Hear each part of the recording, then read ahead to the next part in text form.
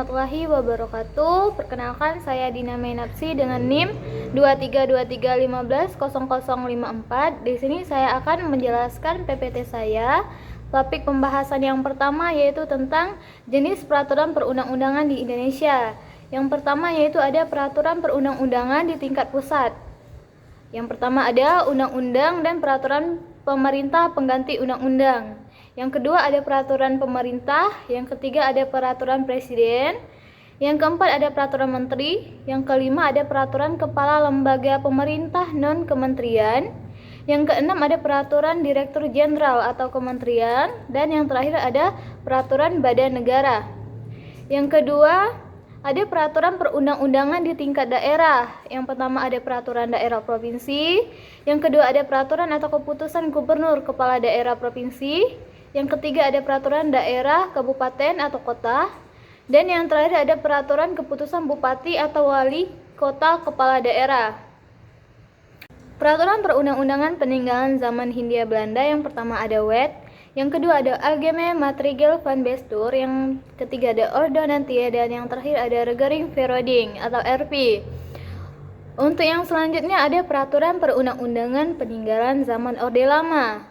Perpu yang merupakan produk Orde Lama adalah berupa penetapan presiden dan peraturan presiden yang dibentuk oleh presiden berdasarkan surat presiden kepada Ketua Dewan Perwakilan Rakyat nomor 3639 HK 59 tanggal 26 November 1959 tentang penjelasan atas bentuk peraturan negara. Untuk pembahasan selanjutnya ada peraturan perundang-undangan peninggalan zaman Orde Baru. Dalam pasal 1 angka 2 undang-undang tersebut yang menetapkan bahwa peraturan perundang-undangan adalah peraturan tertulis yang dibentuk oleh lembaga negara atau pejabat yang berwenang dan mengikat secara umum setelah berlakunya UU nomor 10 tahun 2004 tidak disebut lagi dengan keputusan maupun disebut dengan peraturan. Baiklah, pembahasan selanjutnya yaitu tentang fungsi dari berbagai jenis peraturan perundang-undangan. Yang pertama yaitu fungsi undang-undang dan peraturan pemerintah pengganti undang-undang atau biasa disebut dengan Perpu.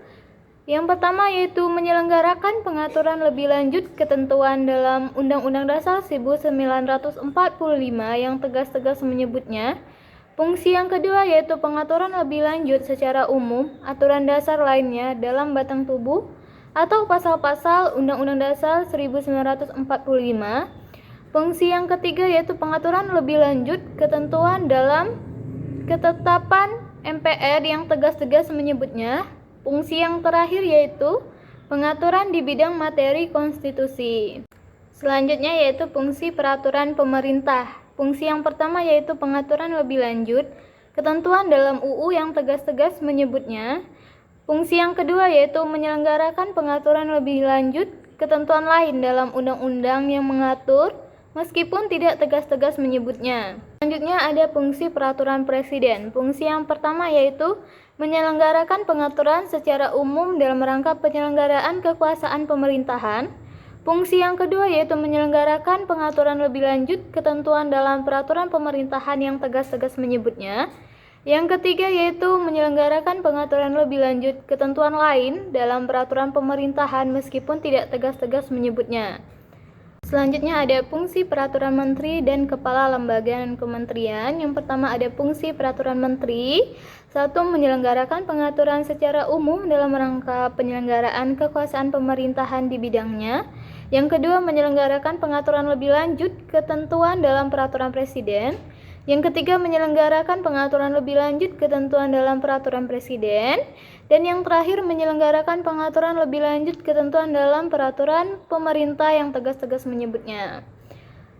Fungsi peraturan kepala lembaga dan kementerian. Yang pertama ada menyelenggarakan pengaturan secara umum dalam rangka penyelenggaraan kekuasaan pemerintahan di bidangnya. Terus yang kedua ada menyelenggarakan pengaturan lebih lanjut ketentuan dalam peraturan presiden. Selanjutnya ada fungsi peraturan direktur jenderal. Yang pertama yaitu menyelenggarakan pengaturan secara umum dalam rangka penyelenggaraan kekuasaan pemerintahan di bidangnya. Yang kedua yaitu menyelenggarakan pengaturan lebih lanjut ketentuan dalam peraturan presiden. Selanjutnya ada fungsi peraturan badan negara. Yang pertama yaitu menyelenggarakan pengaturan lebih lanjut ketentuan dalam undang-undang yang mengatribusikan dan peraturan pemerintah yang bersangkutan. Yang kedua yaitu menyelenggarakan secara umum dalam rangka penyelenggaraan fungsi dan tugasnya. Selanjutnya ada fungsi peraturan daerah. Yang pertama yaitu penyelenggaraan pengaturan dalam rangka otonomi daerah dan tugas pembantuan. Yang kedua yaitu penyelenggaraan pengaturan sebagai penjabaran lebih lanjut ketentuan peraturan perundang-undangan yang lebih tinggi. Yang ketiga yaitu pengaturan materi muatan lokal masing-masing daerah. Selanjutnya ada menyelenggarakan pengaturan hal-hal yang tidak bertentangan dengan peraturan perundang-undangan yang lebih tinggi. Yang dimaksud di sini adalah peraturan di tingkat pusat. Selanjutnya ada fungsi peraturan kepala daerah. Yang pertama yaitu menyelenggarakan pengaturan dalam rangka pelaksanaan peraturan daerah yang bersangkutan. Yang kedua menyelenggarakan pengaturan atas kuasa peraturan perundang-undangan yang lebih tinggi. Selanjutnya kita akan membahas tentang materi muatan peraturan perundang-undangan. Yang pertama yaitu materi muatan undang-undang sebelum perubahan Undang-Undang Dasar 1945. Ada 3 pedoman untuk menemukan materi muatan Perpu yaitu sebagai berikut. Yang pertama dari ketentuan dalam batang tubuh Undang-Undang Dasar 1945. Yang kedua berdasarkan wawasan negara berdasar atas hukum. Yang ketiga berdasarkan wawasan pemerintahan berdasarkan sistem konstitusi.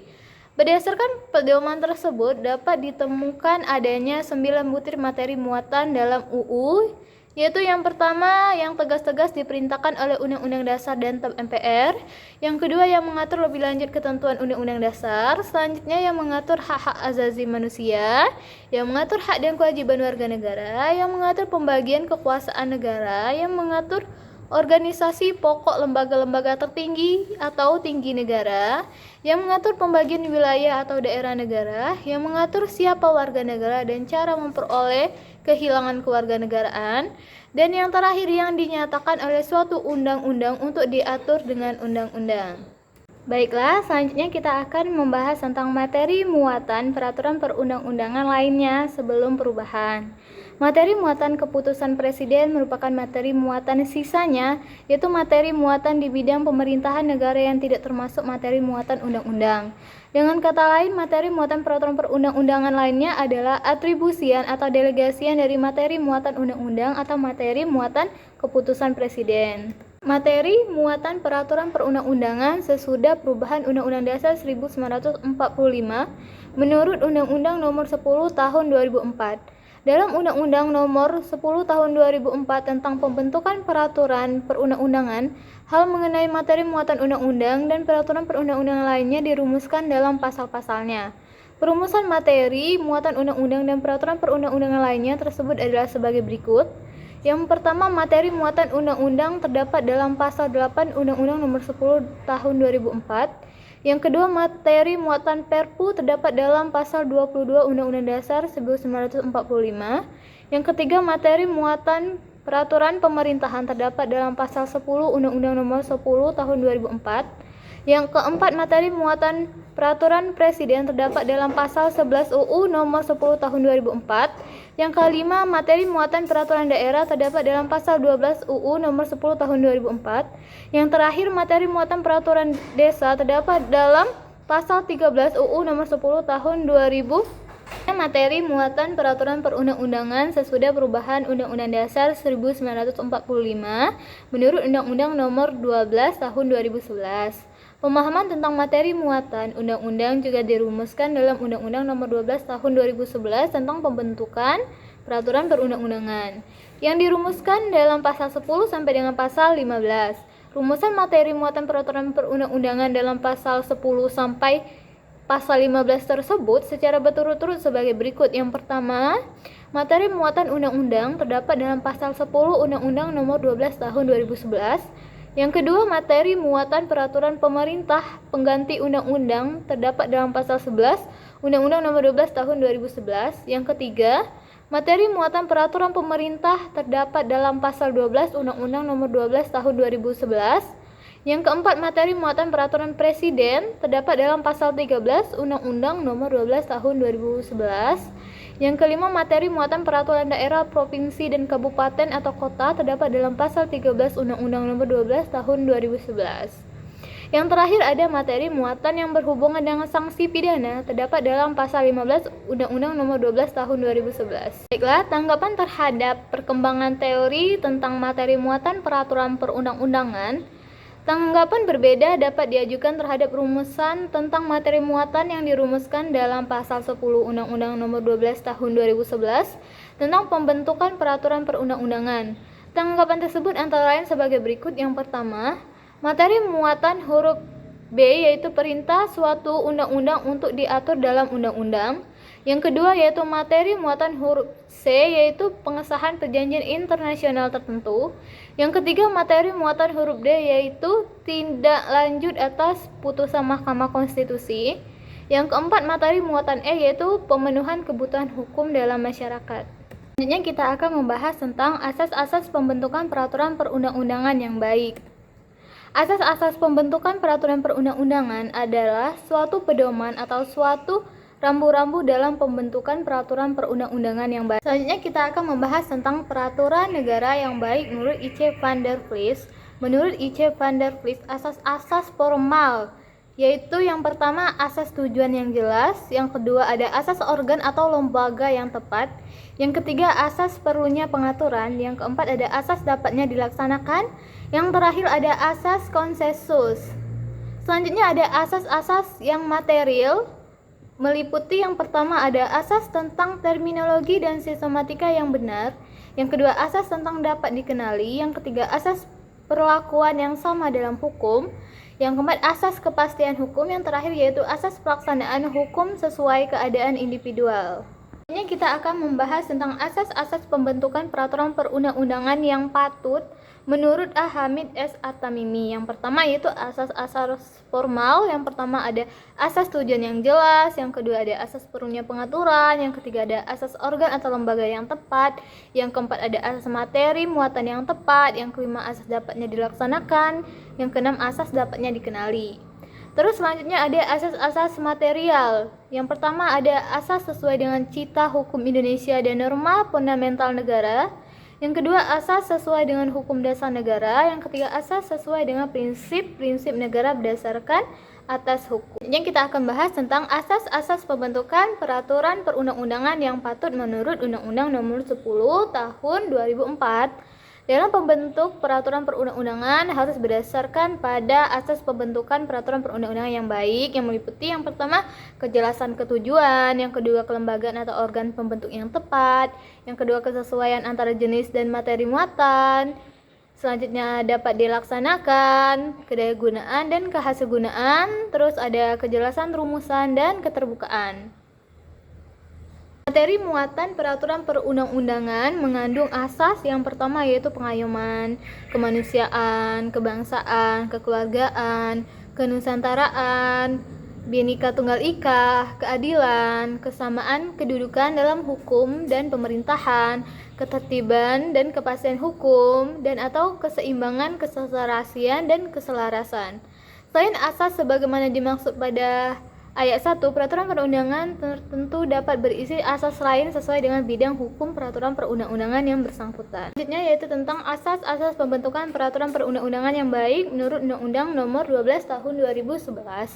Dalam pembentukan peraturan perundang-undangan harus dilakukan berdasarkan pada asas pembentukan peraturan perundang-undangan yang baik, yang meliputi kejelasan tujuan, kelembagaan atau pejabat pembentuk yang tepat, kesesuaian antara jenis, hierarki dan materi muatan, dapat dilaksanakan, kedayagunaan dan kehasilgunaan, kejelasan rumusan dan keterbukaan. Dari muatan peraturan perundang-undangan harus mencerminkan asas. Yang pertama ada asas pengayoman, kemanusiaan, kebangsaan, kekeluargaan, kenusantaraan, Bhinneka Tunggal Ika, keadilan, kesamaan kedudukan dalam hukum dan pemerintahan, ketertiban dan kepastian hukum, dan atau keseimbangan, keserasian dan keselarasan.